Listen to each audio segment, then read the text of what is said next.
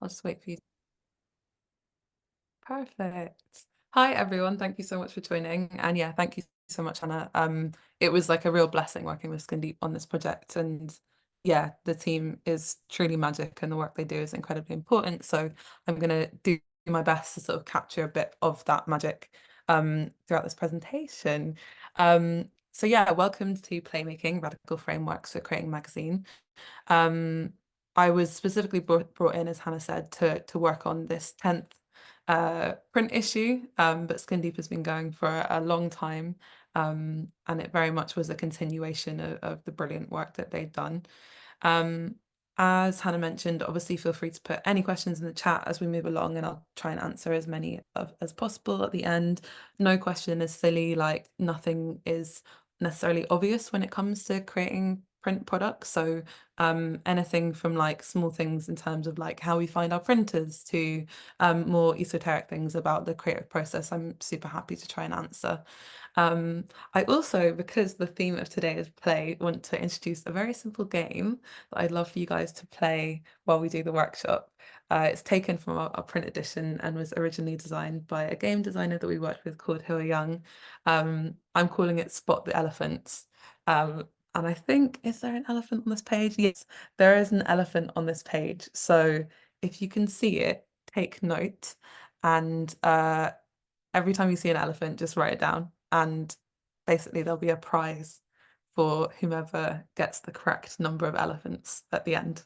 And it's a good prize as well, I must say. But yes, on to the important stuff. Okay. Okay, so just to quickly run through, obviously all activities today are optional. If there's anything you don't want to participate in, feel free to step out. We'll include a 5-minute break about halfway through, so you can sort of like, yeah, take a comfort break, get a drink, grab some food. We would love to see you if you're comfortable, but if not, that's also completely fine and you don't have to explain why. We really are trying to create a peaceful space. So yeah, no discrimination of any kind. You will be removed from the Zoom if we think that you sort of breached this. And as Hannah mentioned, the session is being recorded and we'll send this around so attendees can use it. So don't feel like you have to take extensive notes. And yes, if you don't want to be recorded, please keep your camera off. Oop. So yeah, quickly the agenda for today, just so you know what you're getting into. I'll be going through the making of our magazine. We'll be doing a short little workshop, which I'd love for you to participate in. And I'll be asking some people to share their thoughts.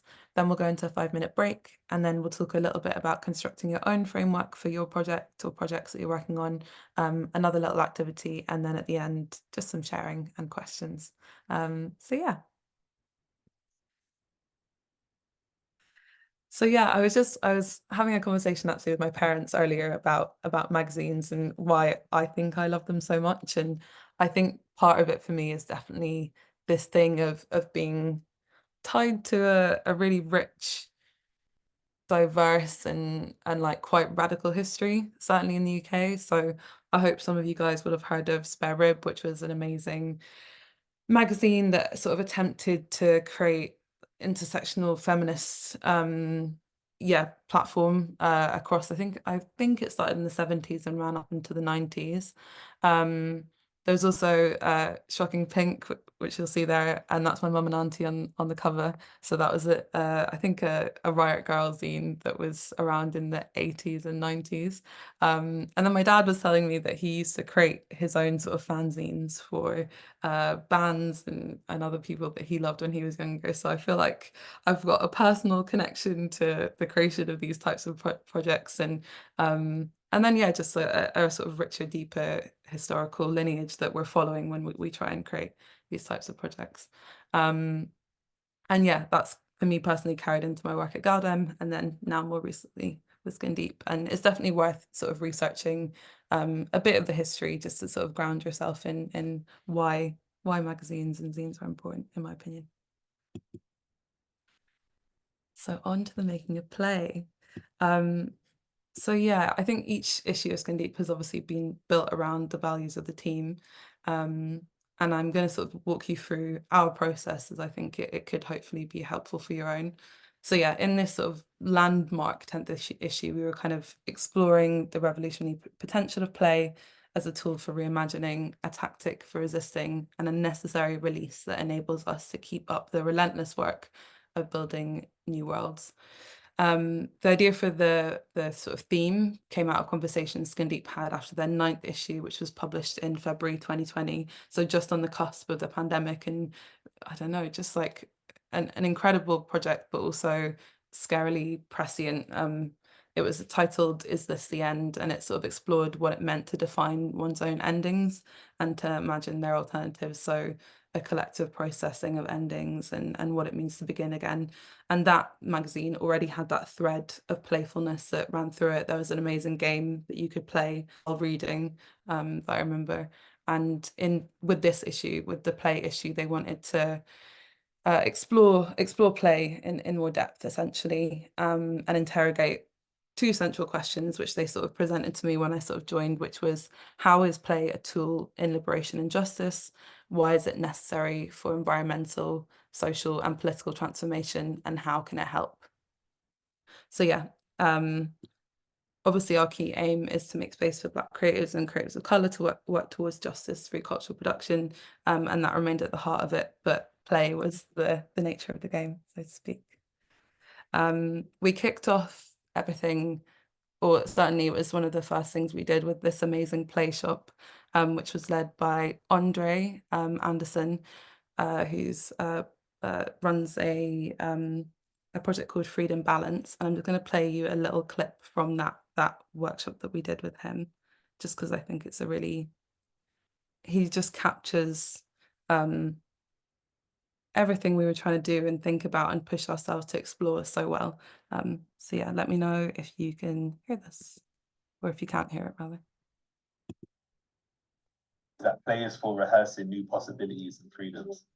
So when we see children playing, right, and like, just say for example, a child is playing house, and like, oh, okay, cool, I'm the parents and you're the child, and like, I'm telling you up and all that stuff, yeah. Like, we see it as cute, but they're really trying to figure out life. So they're really trying to figure out how hierarchy and how like how you cooperate with other people, and they understand the leadership and all these things that they're trying to figure out. We call it play, and I guess they could call it play, but they're actually really trying to learn, and they're rehearsing a future that they're not going to actually have until like 20, 30 years from then.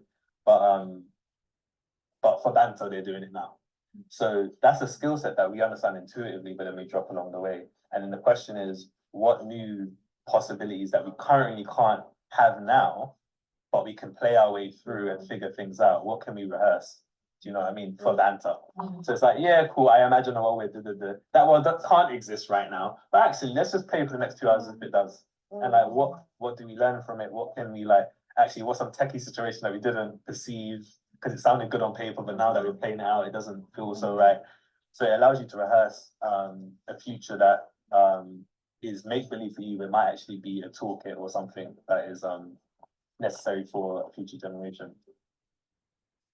So that was just like a tiny clip of what we discussed that day. It was such a beautiful way to kick off the process, and like truly grounded us in this idea of trying to create a playful process. Andre has this phrase, which is the process is the prize. And I really loved that day because we bonded and sort of laughed and built the framework for the issue, using moments of joy. Like, we constructed like trees made from paper, and like we put like a camera on one of our colleagues' dogs who just ran around, and we sort of captured all this footage of us sort of playing together. It was really beautiful. And although I will say, like, being honest, we weren't always successful in sustaining that level of play throughout the process because of various things, and I guess because we are still all learning how to move with play, how to bring play, intertwine play into how we work within a capitalist system, right? I remember at the end of that day thinking that we'd created something really special, and I think it's pushing ourselves to have those, intentionally find those moments of joy and play when we're creating anything. I think is really important, and I don't think you can do it without some kind of intentionality, because sometimes it's really easy just to let the hardness of the work just take over. So yeah, that was wonderful. And yeah, one of the fundamental ideas that we kind of took forward and that came from that initial meeting that we had with Andre, facilitated by Andre, was this idea of conceiving of play as a type of freedom, which yeah, I think is a very beautiful thing. And I think someone put that in the chat right at the beginning in terms of how they perceive play as well. So that's cool. But yes, on to the practical. Um, so when you're creating any project, I'm sure a lot of you will know this already, you have to think about timelines, budgeting, team building, execution.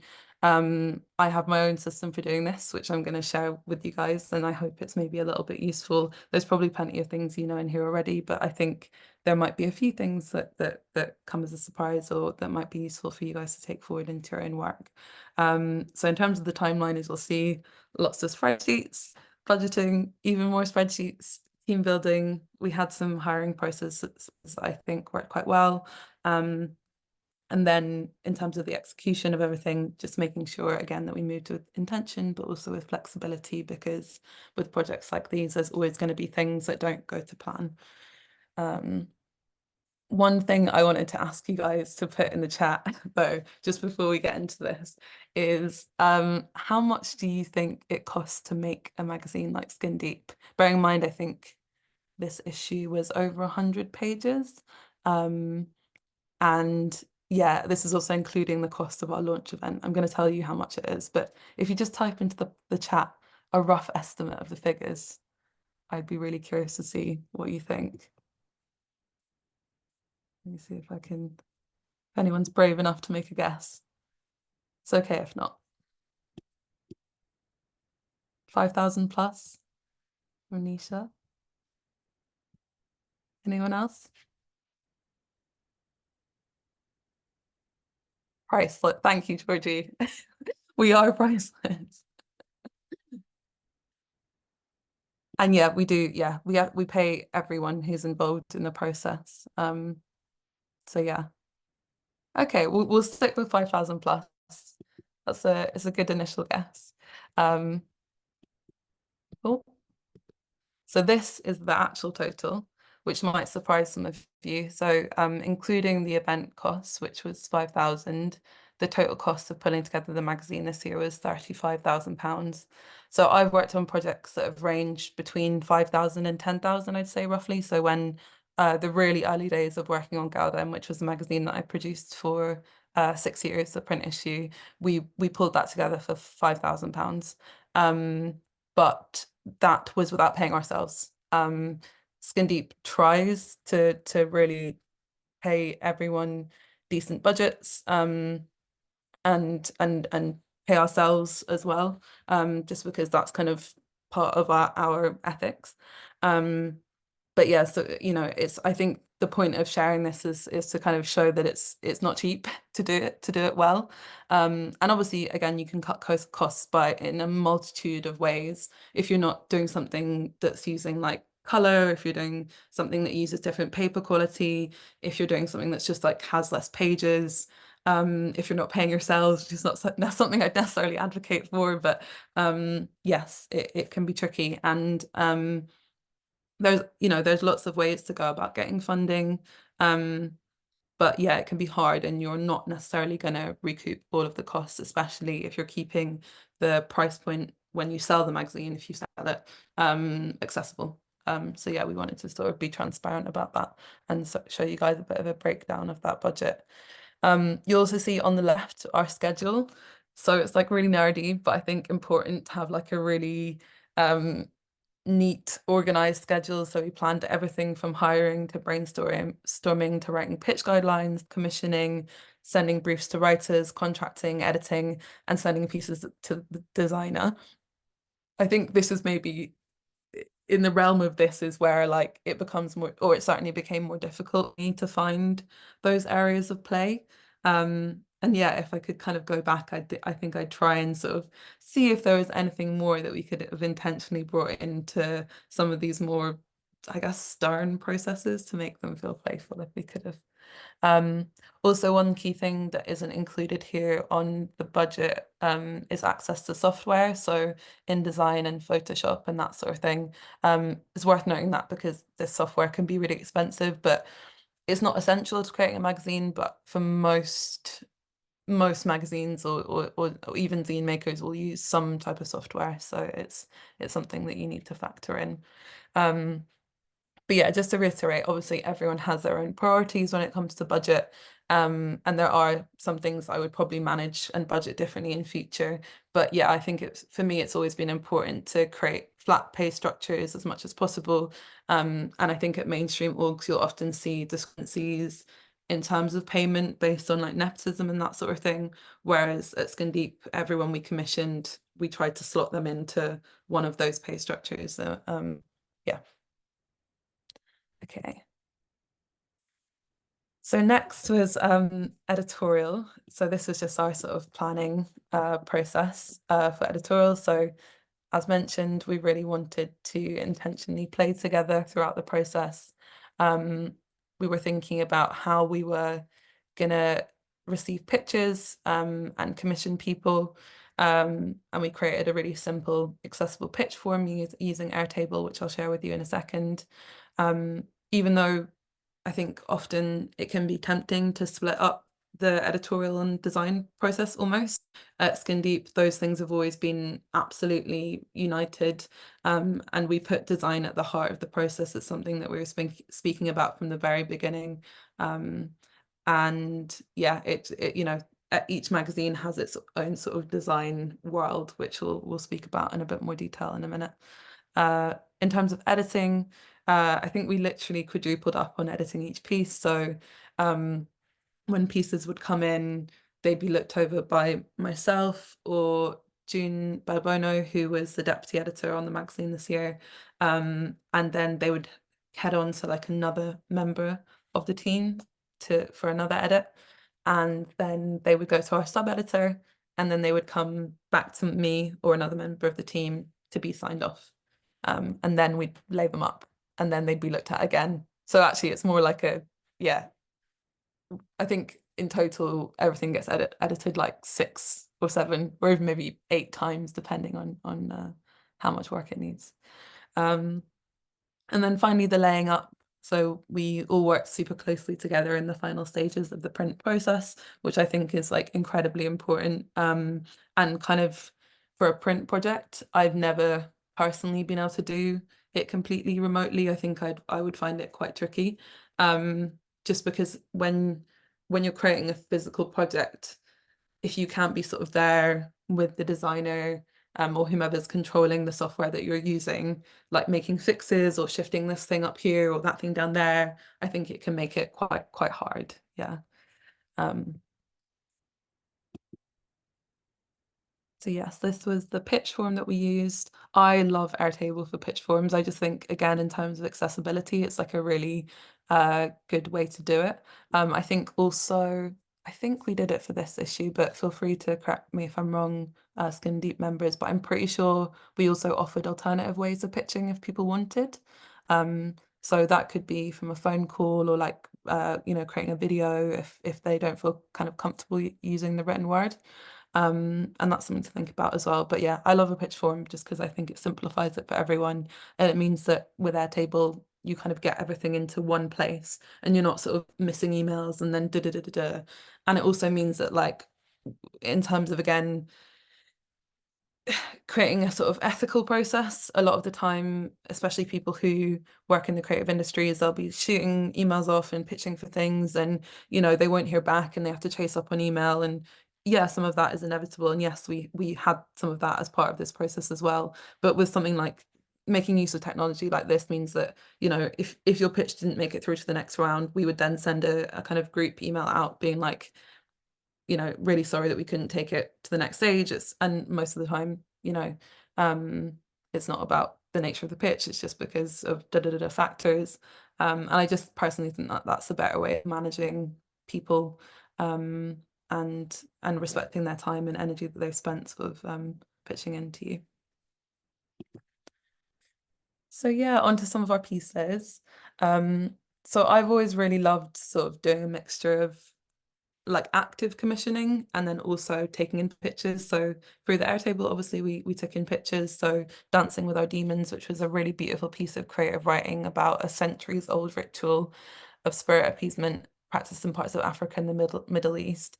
That was a piece that was pitched to us, and I think it was pretty much written in full. So she attached the article to the pitch, and then we just edited it to get it ready for print. But the other two pieces, they were commissions. And so Skin Deep obviously has this really rich history and roster of amazing writers and educators and activists that they've worked with over many, many years. And so Can a Card Game Help to Imagine a Decolonized Palestine was written by one of those sort of long-standing Skin Deep people. And that was a really important piece about a card game called Countless Palestinian Features, created by the designers and artists Dana and Sarona. It's actually online now, so you can read it. And then Matty Bryce is a game changer. That was a commission that kind of came internally. So I'd found this amazing game maker called Matty just from my own research.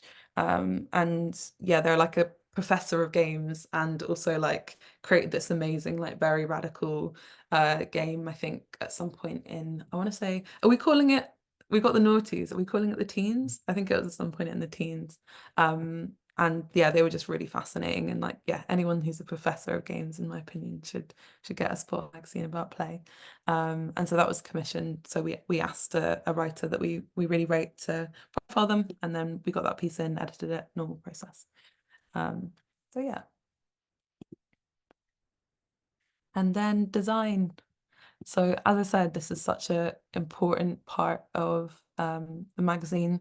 And yeah, I wanted to sort of quote Sylvia, who was our lead designer this year. So she wrote, we wanted to do something different and to go beyond our existing aesthetic. We decided to make this magazine into a playful thing in itself, a magazine that allows our readers to be active participants. We invite you to tear, cut, draw, colour, and write in this book, make it your own, which I just think is such a beautiful sentiment. And Sylvia was really I mean, everyone was, but particularly Sylvia was really championing this idea of the magazine being its own world. And working with the game designer, she was able to sort of create just this really beautiful, yeah, like thing that you want to play with, which I think is pretty cool. And yeah, I hope if anyone has got a copy of the magazine, they will play with it. And yeah, it's something to be read, but it's also something to be enjoyed aesthetically. And yeah, and played with. And yeah, some of the key ideas we were thinking of when we thought about design was this idea of play being never ending, the magazine being its own world, this idea of discovery, and this idea of the game of life. So that very much like everything, the final sort of layout and the final sort of flow of the articles all tied back into these ideas. Yeah. Okay. And then just finally, something else practical was our flat plan. Oh, sorry.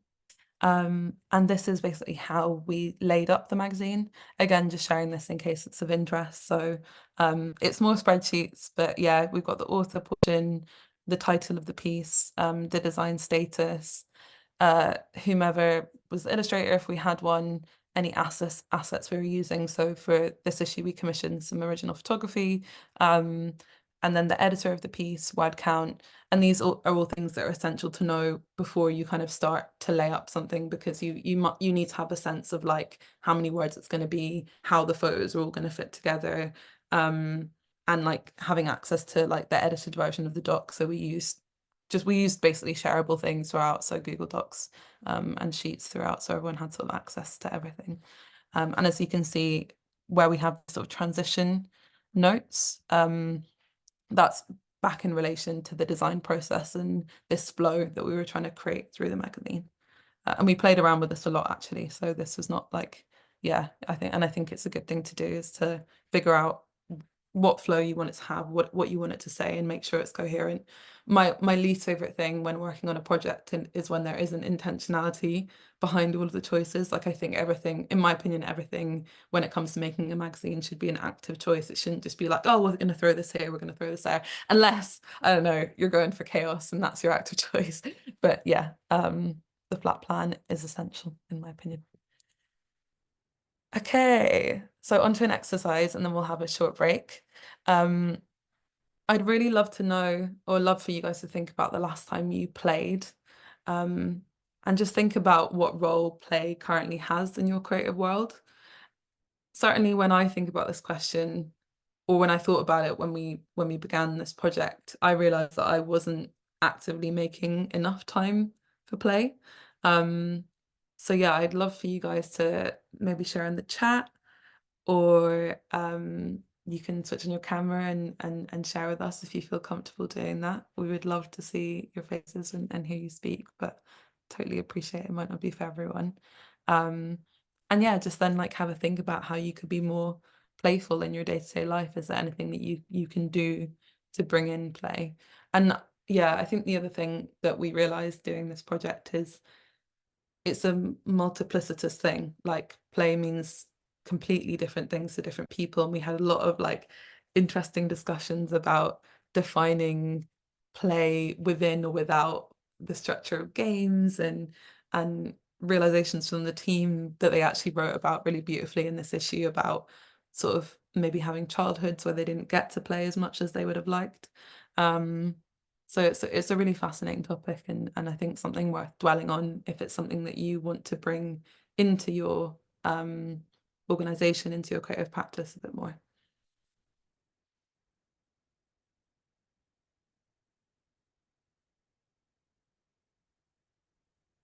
Yeah, I'll give you guys a few minutes to think about it. But if you would like to share, please put your hand up and we can unmute you. Or just feel free to pop in the chat.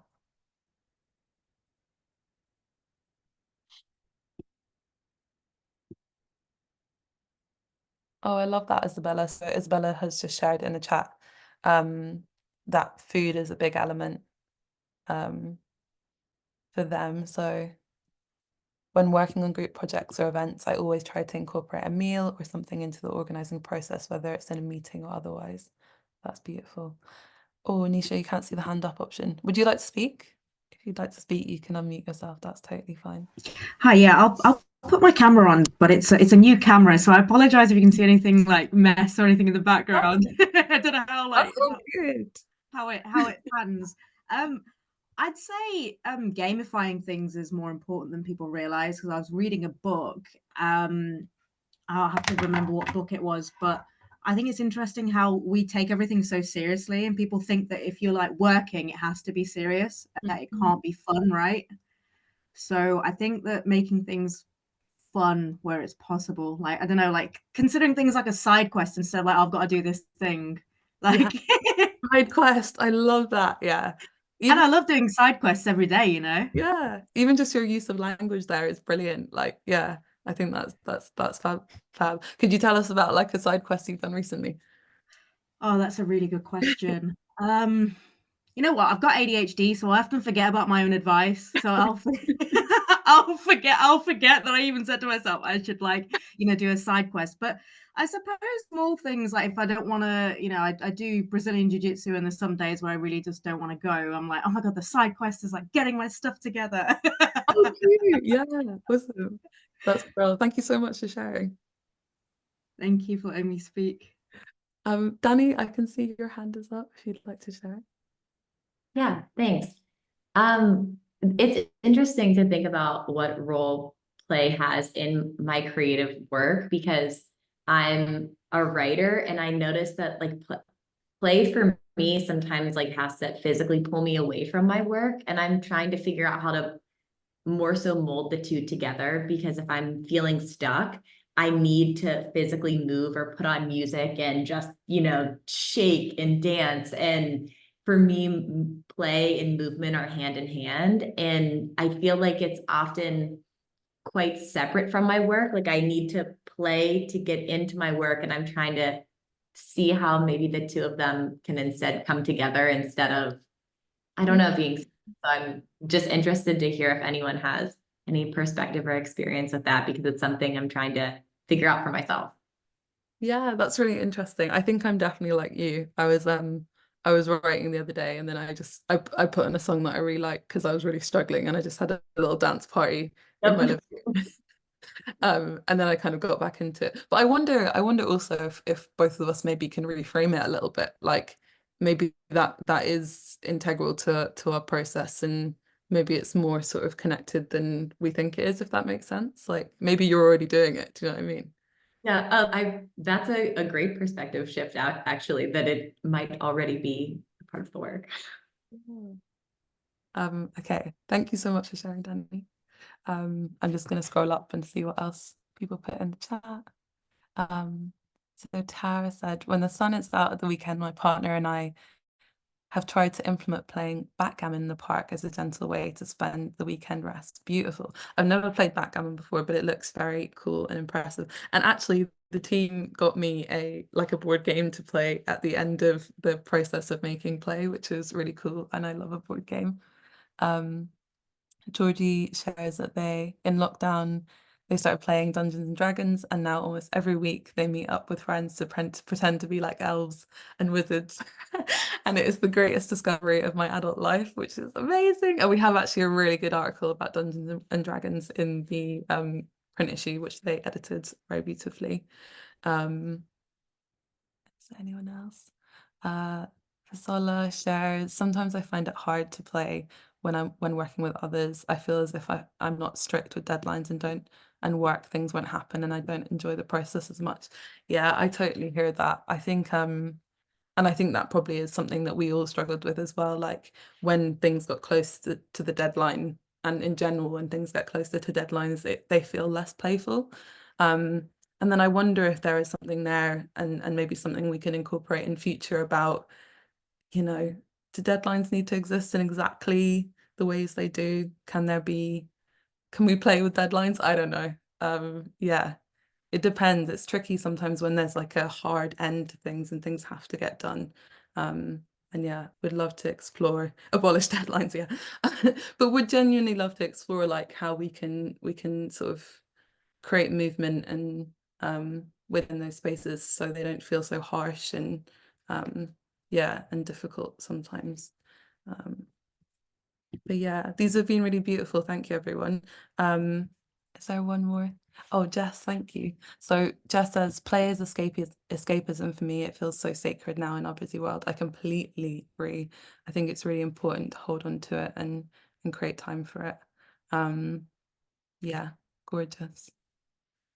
Okay, so I think we'll now move just into a quick 5-minute break. I want to leave you with this quote from Annika, which is, play is presence with what brings us joy without attachment to a sense of capitalistic achievement or a particular goal, a bridge to our inner child and experience of stepping out of both time and ego, which I really like that definition of play. But yes, don't forget about the elephants if anyone's being paying attention to them. And yeah, please enjoy the 5-minute break. And we'll see you back here at 1:45.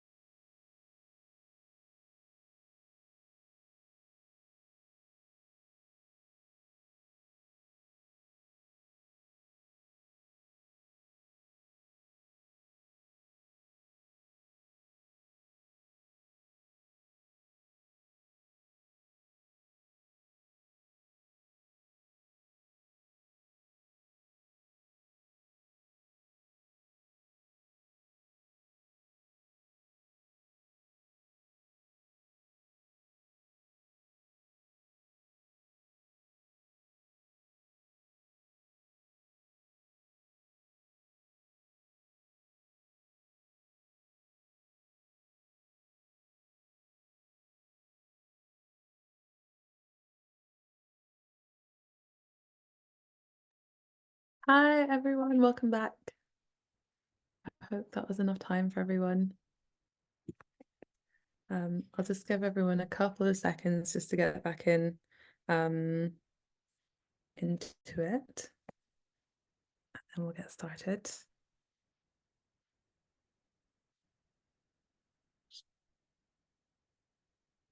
So we're now going to spend a little bit of time talking about frameworks, and then we'll do another short exercise, talk about some heartaches and heart warmers from our process, things that we want you to know before you embark on whatever project it is you're working on. And then we will share the results of the game, see who won, and answer any questions that you guys have. Just a reminder to please feel free to put any questions into the chat, or at the end you can also feel free to pop them in then, and we'll try and answer them. Okay.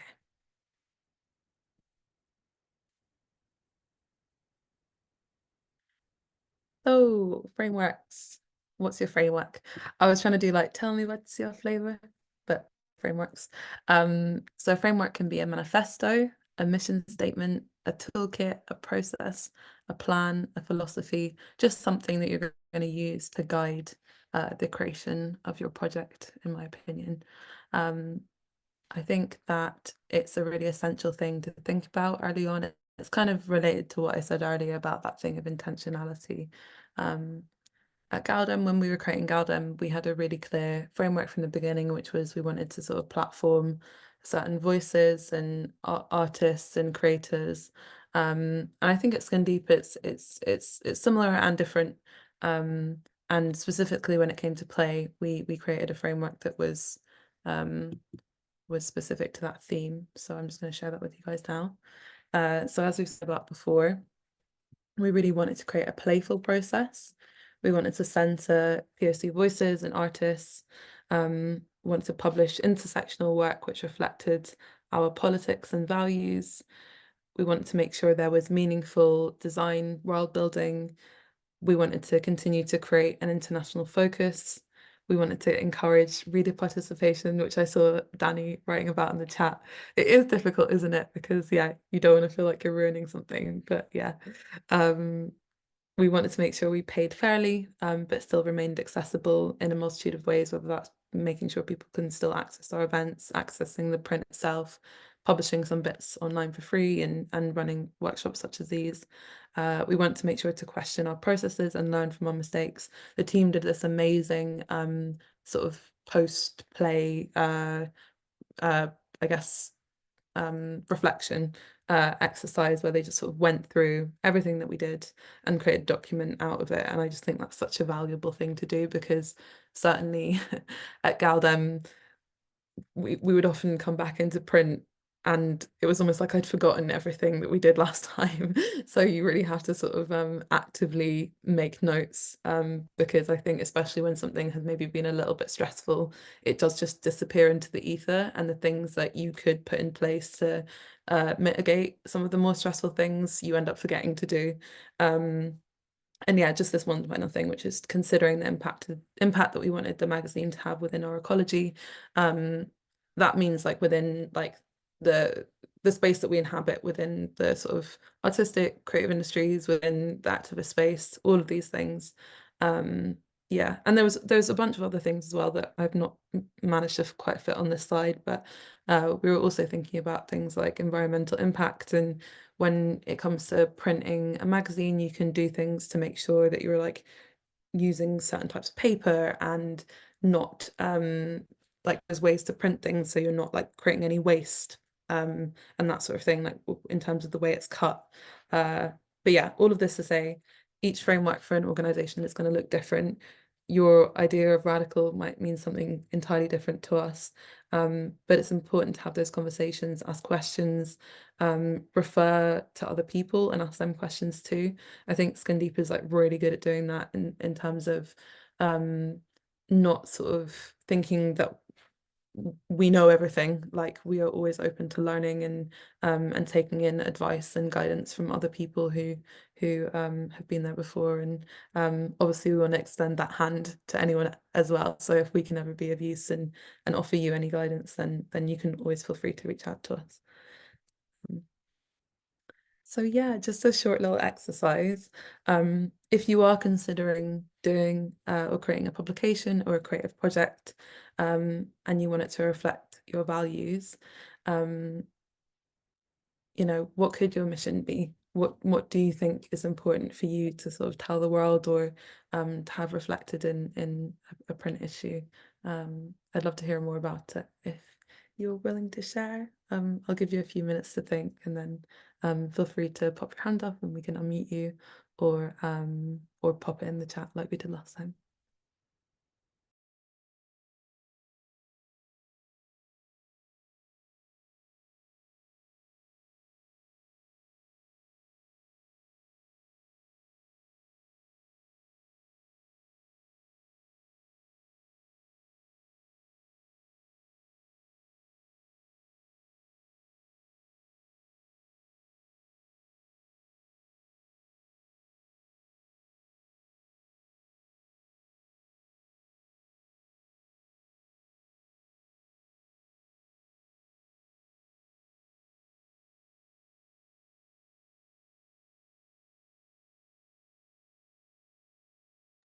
So I'm aware this is maybe a slightly hard question. So maybe this is one for everyone to go away and think about and consider themselves. Yeah, it's a big question. But yeah, I hope that it was kind of useful sort of seeing a bit about what we were thinking about in terms of our framework behind the project. Oh, Anisha, thank you. So Nisha shares that they're passionate about getting minority voices heard, so diversity, equity, and inclusion. And going forward, you'd love to be a part of projects and jobs in this area. Yeah, I love that. And there's so many different ways to approach it, right? Like, I think certainly over the course of my career, my understanding of best practice when it comes to including voices from different backgrounds has really shifted and changed. And I think it's important that it does. And I think I was sort of under the misconception that that there was maybe an easy way to fix all the problems within the mainstream media industry by just putting these voices out there. And unfortunately, as I learned very quickly, that wasn't the only way. It's so systemic, and you have to work really hard and think about how you can tackle more than just the immediate when you're thinking about diversity and equity and inclusion. And that can be really difficult because there can be a lack of support and funding and all these other things. But that's why I think it's really important to continue to support projects like Skin Deep and engage with our work and everything else, because they do a really good job of thinking about it in a rounded way, which I really appreciate. Oh, okay. So Naya shares that they're beginning to gather ideas on how to highlight the universal in our various live stories as projects of wisdom for people to use as a resource. I'd love to hear more about that. The universal is such an interesting, like, that's such an interesting choice of word. Yeah. If you would be happy to tell us a little bit more about it, I would love to hear some more. But also totally fine if not.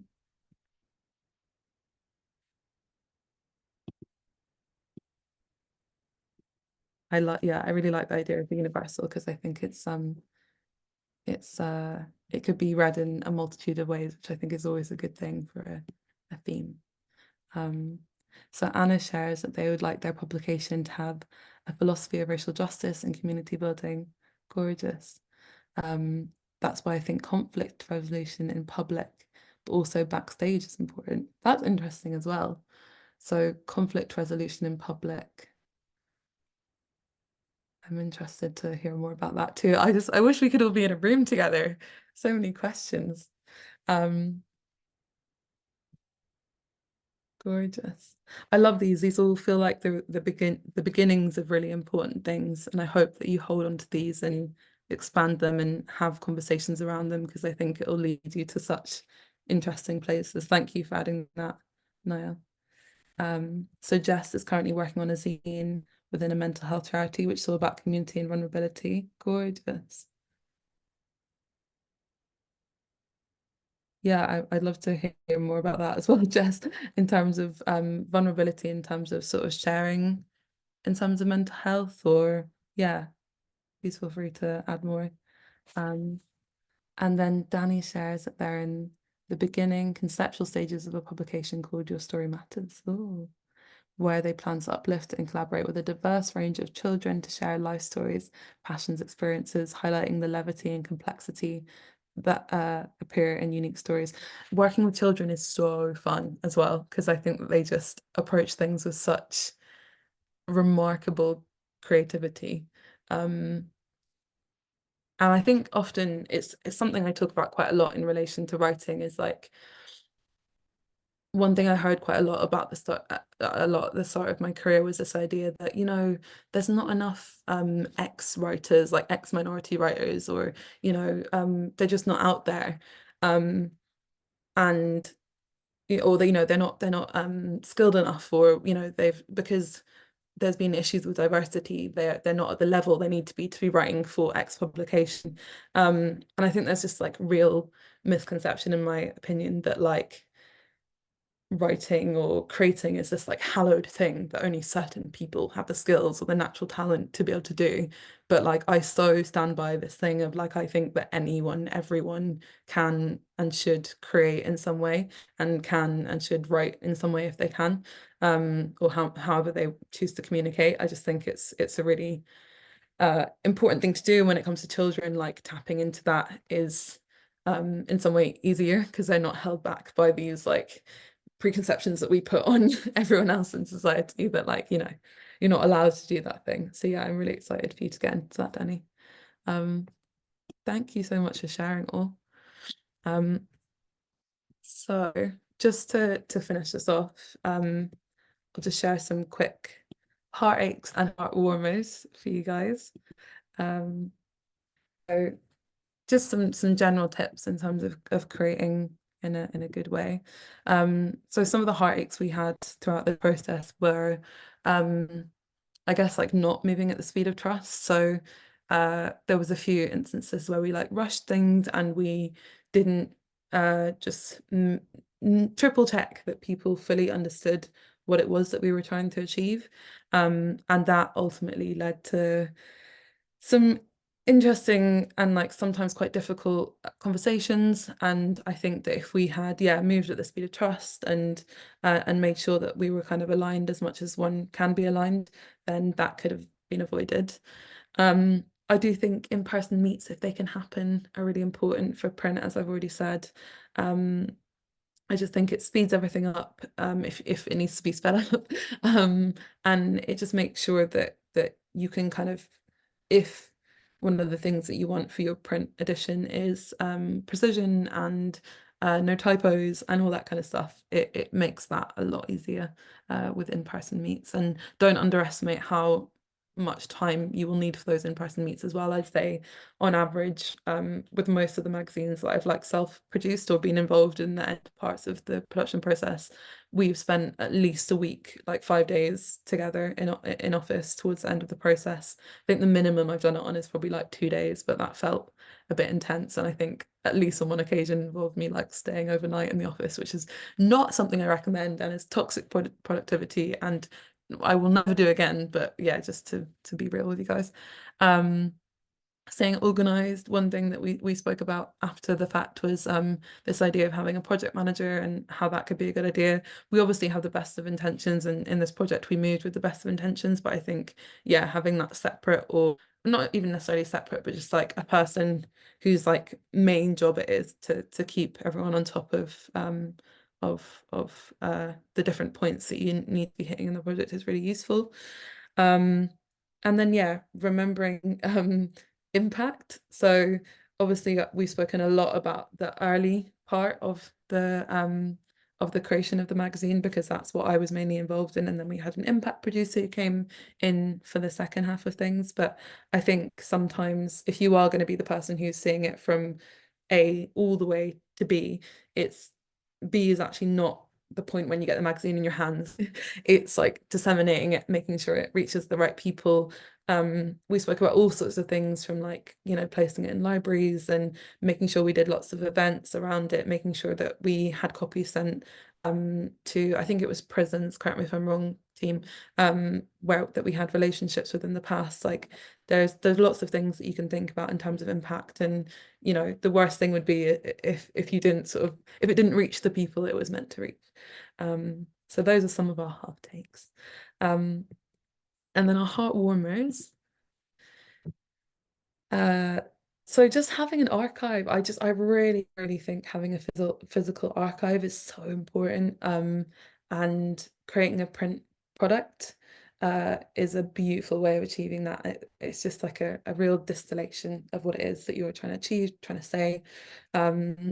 People engage with it in such a beautiful way. Like I've always had such lovely conversations with people who have like past copies of the Gowden print magazine, even coming up to me every now and then and saying, oh, I read your editor's letter in the beginning of that like 3 years ago and I still remember, it's just a really beautiful thing. And especially when you realize that the engagement leading to sort of a tangible change in someone's mindset or how they move through the world, or has an impact bigger than you could imagine, maybe inspires other people to create their own magazines, which has happened in my past a few times.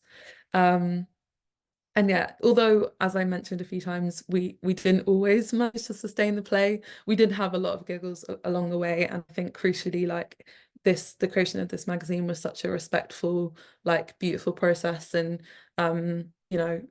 creating a team where you're able to sort of move around each other with mutual respect, I think is essential, and we really had that. And I think I hope that you guys all have that too. And then finally, just feedback. I guess that kind of relates back to the engagement point. But yeah, learning about the impact of the mag will make it all worthwhile, all the hard work worthwhile. You might see a little floating elephant there. I wonder if anyone has actually kept up with how many elephants there are.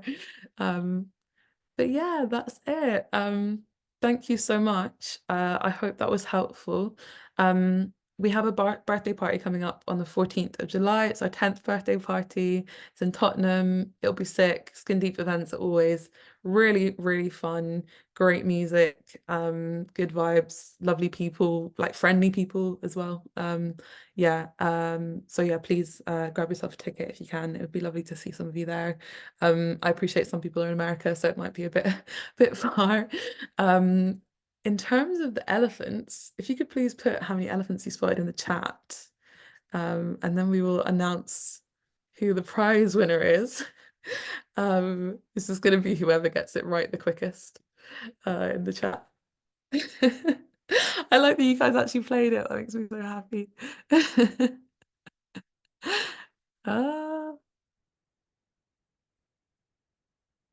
Oh, interesting.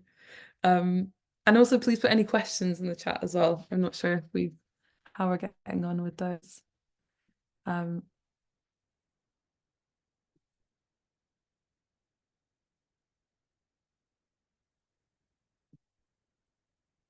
That's okay, Anna, don't worry. 50, Sylvia, 56 elephants.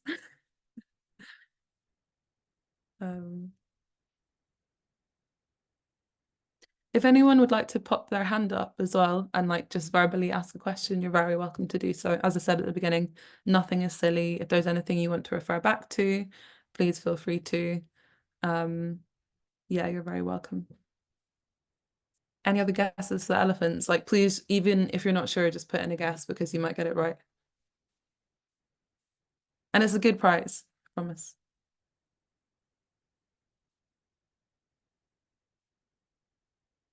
Okay. Oh, that's a nice question, Naya. So Naya asks, you shared other people's definitions of play. Has yours changed now after this? And what would it be? Oh, I haven't had to think about this in a while. That's so funny. It's a great question. Hmm.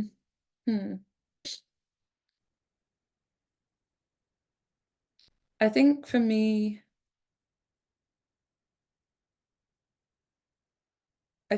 like, yeah, I think when I started the process, I think that I thought that I considered play in quite like a loose, unstructured way.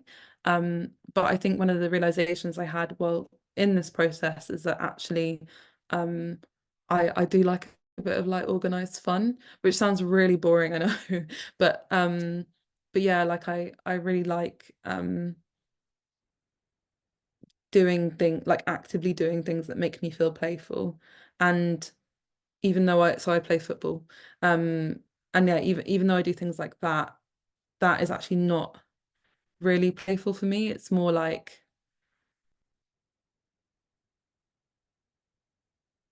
yeah, I think I'm still working through it. Yeah, but organized fun is definitely a thing for me, for sure. Um, okay, so Claudia asks, are there any organizations you'd recommend to apply for funding? And also, what was the best part of working on the play issue? Oh, that's a lovely question. Thank you. So in terms of organizations for funding, it's really tricky. There isn't a ton. And I think maybe the best thing to do is to drop us an email, and we will follow up with like any actively useful links, because I think all the things that I'm thinking about are going to be quite old and out of date. And I don't want to just like share them and actually you Google it and it's not useful. But yeah, please do drop us an email. I think Georgie will put the email in the chat. Should be events@skindeep. Um, and then in terms of the best part of working on the play issue, oh, I don't know. The play shop was really fun because I felt like it was how we bonded, and I would recommend everyone to do a play shop. But as I say, I like organized fun, so maybe that's why I enjoyed it so much.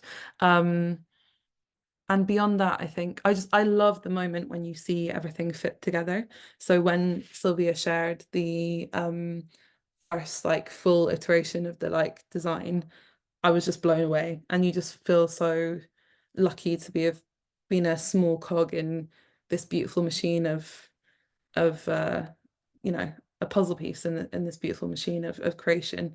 Um, and it was really actually another, it's very small, but like a really like happy moment for me was we kind of shared all of the design and the final edit with all of the contributors, and no one had any no one had any issues. Everyone was really happy with how it looked, and like, you know, the edit that we'd done, and that made me happy too, because it made me feel like we'd done a very good job and that they, you know, that we'd created something that everyone could be proud of.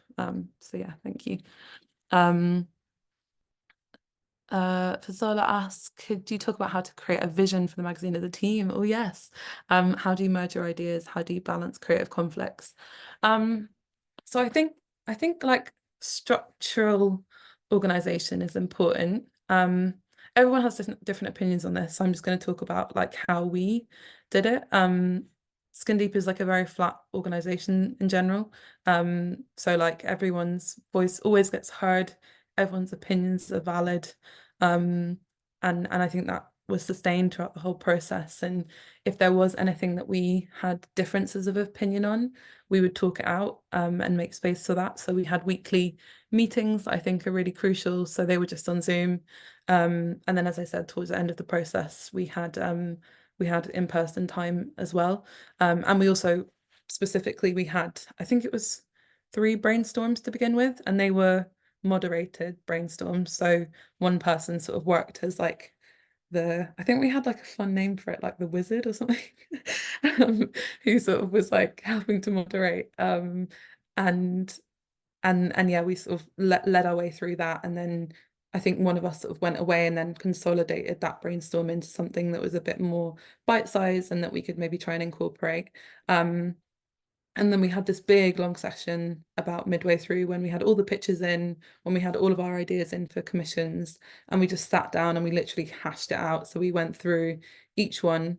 And I remember Georgie saying to me at the end, which wasn't something I was doing intentionally actually, but like I guess maybe is a useful thing to have in the process, is like if we weren't agreeing on something, or like if a decision needed to be made and no one was making it, then I sort of, as the managing editor, I sort of stepped in just to be like, okay, we'll put that to the, okay, I'm just going to make a call on this. And so I think maybe you do need someone who's willing to make the call on things ultimately. But yeah, we didn't really have any creative conflicts, thankfully, but they can occur for sure.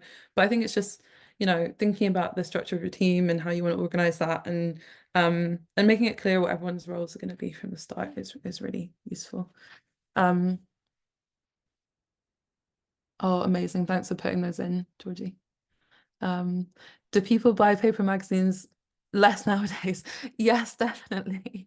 It's really sad, but I think that sort of small, like micro indies, I'd call them, we exist in our own space in the market, and we are specifically, I would say, speaking to underserved communities often, and there's definitely still, you know, there's ample space for that to exist, and there's a lot of people who love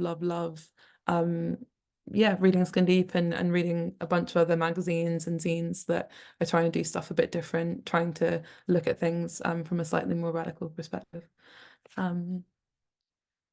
Yes, writing good contracts is always also very important in terms of conflict.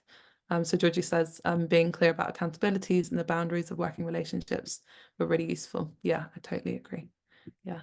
Also, maybe I've just blocked out any creative conflicts we did have because I had such a great time. But yeah. But yeah, please just email us about contracts. The Skin Deep contracts. So I obviously had one when I came onto the project, and it was the least sort of contract I've ever signed. It was really, really good. Yeah. And Sylvia has also just shared that in opposition to non-indie mags, the big publications actually hold back quite a lot of print issues with the mindset of scarcity being a luxury, resulting in a lot of waste. This sometimes leads to people not being able to find physical magazines in store and therefore buying less. Any other questions? Don't want to keep you guys for too long, but I need to share the winner of the Elephant Prize, a template of the flat plan. Yeah, we're super to share that. That's not a problem. We don't have a template of it, but we can make one for you. That won't take long. Yeah. Okay, I'm just scrolling up to see who has won the prize. Okay, so ooh. So no one's got it right so far. So this is your moment for anyone who hasn't put a guess in the chat to put it in. Some of you are very close though.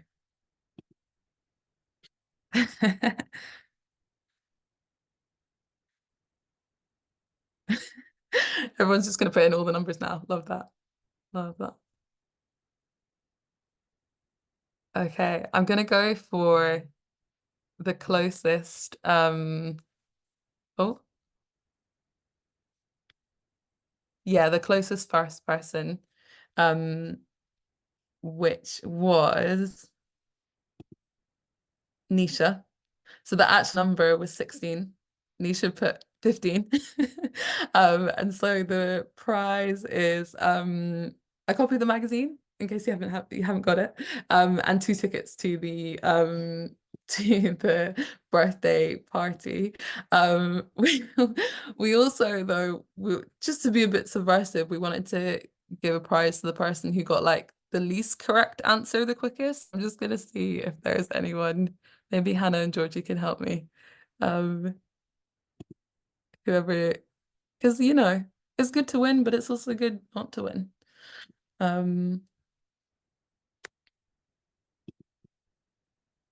Yeah, lowest team. Yeah, exactly. Why not get a prize for it? I think Go Sylvia ahead, Hannah. outrageous, the prize for the most outrageous answer. But Don't count me in, please. Claudia with 12. Awesome. Yeah, that's great. So Claudia, you get a copy of the magazine also. So please both of you email us with your address. Yeah, and on that events at email address, and we'll get those sent out to you. But yeah, thank you all so much. It's been really, really fun. And I hope a little bit playful. And yeah, as we say, like we're super, super happy to continue to share resources and anything else you might need. And yeah, keep in touch and yeah, if you have any creative projects you're working on, you need people, share those things. And yeah, you know, both myself and the wider team are always really happy to help. So Thank you everyone for joining. Thank you, Charlie. Thank you, Samaya.